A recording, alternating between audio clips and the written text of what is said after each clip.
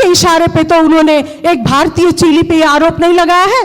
भारतीय चेली ऐसे नहीं आई है सभामुख महोदय, नेपाल के कानून के अनुसार आई। और मैं एक बार और कहती हूँ, मैं स्पष्ट ढंग से कहना चाहती हूँ कि माननीय गंगा चौधरी जी को माफी मांगना होगा। माननीय सदस्य अहिले बस्नुहोस्। माननीय सभामुख महोदय,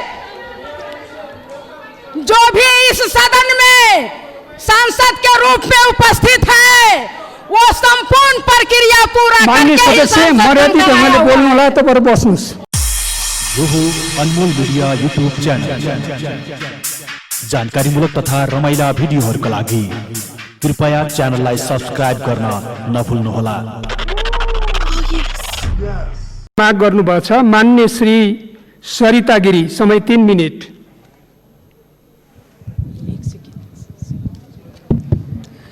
सम्माननीय सभामुख महोदय, ज्येष्ठ 19 के दिन मैं संसद में अनुपस्थित थी।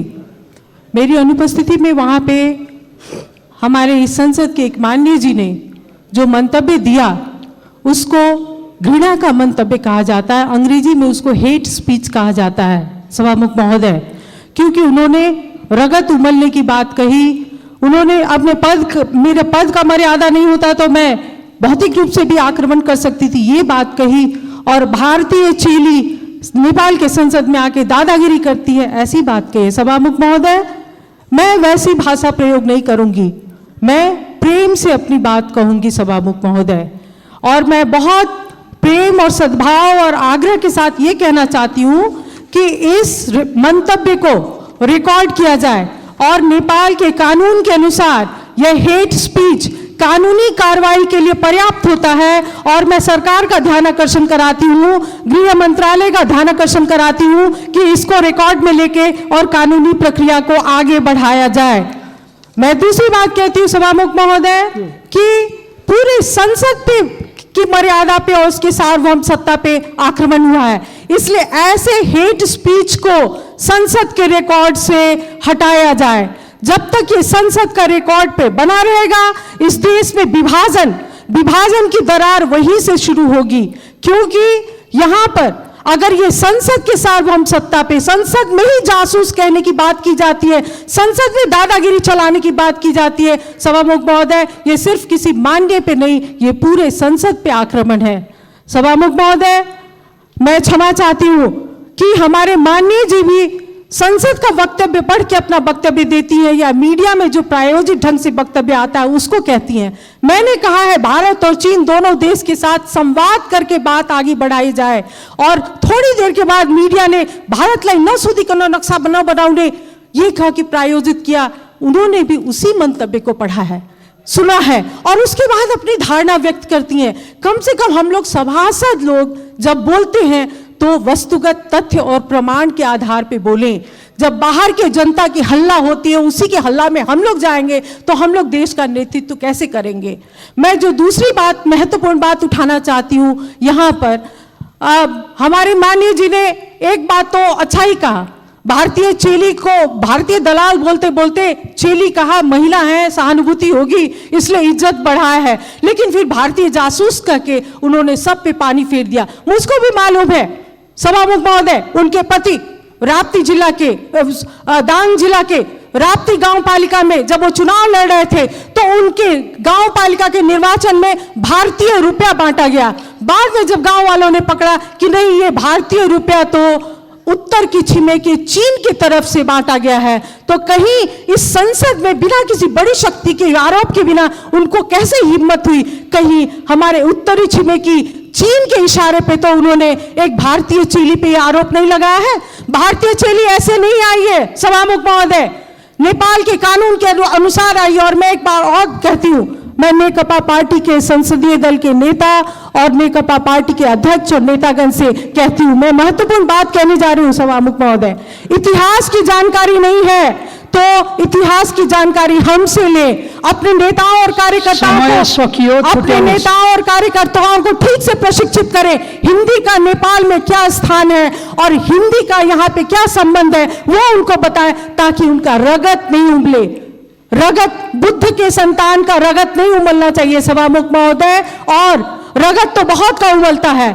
जब मधेसी को भारतीय और भारतीय को मधेसी बनाया जाता है तो बहुत लोगों का खून उबलता है, लेकिन हम लोग ऐसे ही चांदी के चम्मच में हम लोगों को किसी ने सभासद का सदस्य नहीं दिया है।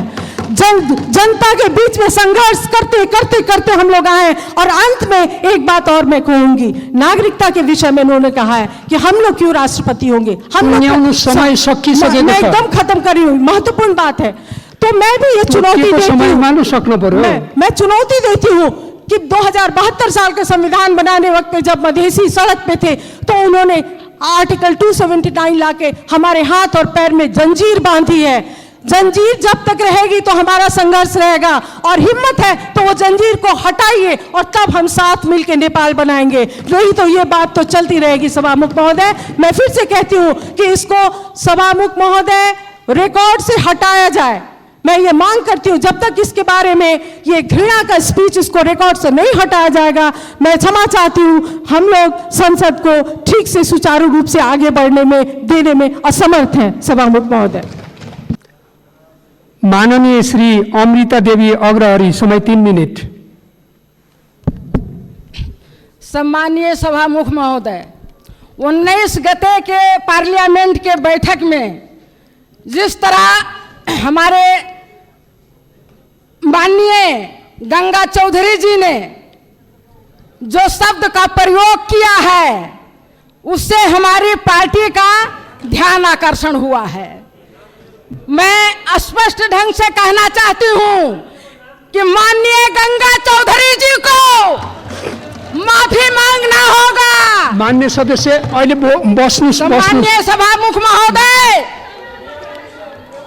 जो भी इस सदन में सांसद के रूप में उपस्थित है वो संपूर्ण प्रक्रिया पूरा माननीय करके सदस्य मर्यादित ढंगले बोल्नु होला, तपाईहरु बस्नुस्। इसलिए मैं आपसे स्पष्ट रूप में कहना चाहती हूँ कि ये सदन जो है ये खून खौलाने वाला जगह नहीं है। स्तरीय भाषामा बोल्नु होला। माननीय सभामुख महोदय, यहाँ खून ठंडा करके बात करना चाहिए, और अगर किसी का खून बहुत ज्यादा गर्म होता है तो बागमती में जाकर छलांग लगाना चाहिए। सभामुख महोदय, यहाँ किसी का अपमान करने का जगह नहीं है। सम्मानीय सभामुख महोदय, मैं स्पष्ट ढंग से कहना चाहती हूँ कि जिस तरीके से हम लोगों के साथ भेदभाव होता आया है, किसी भी बात का एक सीमा होता है, सीमा से बढ़ करके आवाज उठाया जा रहा, अपमान किया जा रहा है। हिंदी में जो बोलता है, हिंदी शब्द का प्रयोग उन्होंने कहा है। सम्मानीय सभामुख महोदय, आपके कार्य व्यवस्था के तहत शुरू में हम लोगों ने जब शपथ ग्रहण लिया था उस समय पूछा गया था कि आप किस भाषा में शपथ ग्रहण लेंगे। हम लोगों ने अपना अपना उद्देश्य के तहत, जिसमें हमको सरलता होती है, हिंदी में भी जिसको जो अपना सहज होता था उस अनुसार हम लोगों ने लिखित दिया था, और हिंदी में हम लोग बोलने के लिए शपथ ग्रहण लिया। और हिंदी में बोलने के लिए इस तरीके से हमारे ऊपर जो है छीटाकशी होता है, अपमान होता है। हम ये कहना चाहते हैं सभामुख महोदय कि हिंदी बोलने से कोई हिंदुस्तानी नहीं होता, अंग्रेजी बोलने से कोई ब्रिटिश का नागरिक नहीं होता। जिस भाषा को जिसको सरलता होती है उसी भाषा का प्रयोग किया जाता है सभामुख महोदय। इसलिए मैं आप लोगों से कहना चाहती हूँ, इस सदन से कहना चाहती हूँ, अगर इस देश में कोई सच्चा राष्ट्रवादी है तो वो मधेसिया है, क्योंकि मधेश ही देश के चारों तरफ, 3 तरफ मधेसी का बसोबास है, जहां पे आज तक 1 इंच भी जगह मधेसियों के रखवाली के तहत किसी में हिम्मत नहीं हुआ समय सकियो टुंग्याउनु जो आकर के आक्रमण कर सके। लेकिन आज जो सीमा को लेकर बात उठ रही है सभामुख महोदय, बहुत महत्वपूर्ण बात है।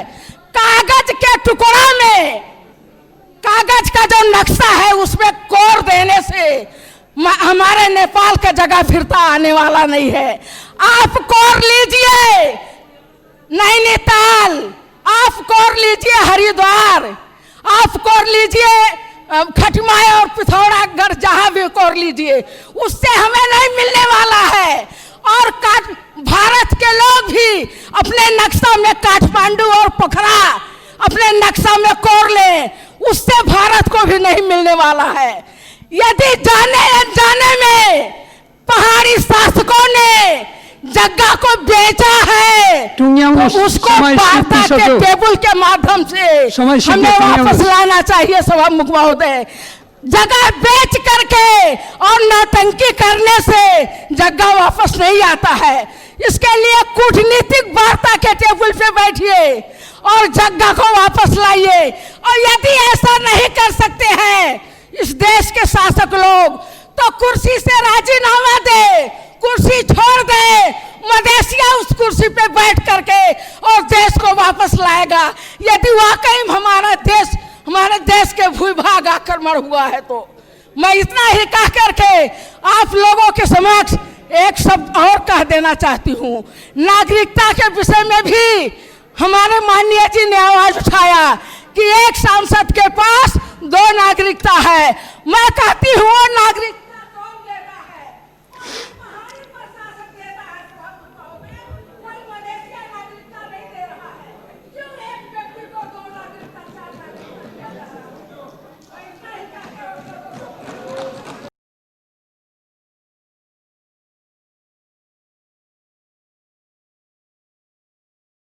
माननीय श्री गंगा चौधरी सतगौवा।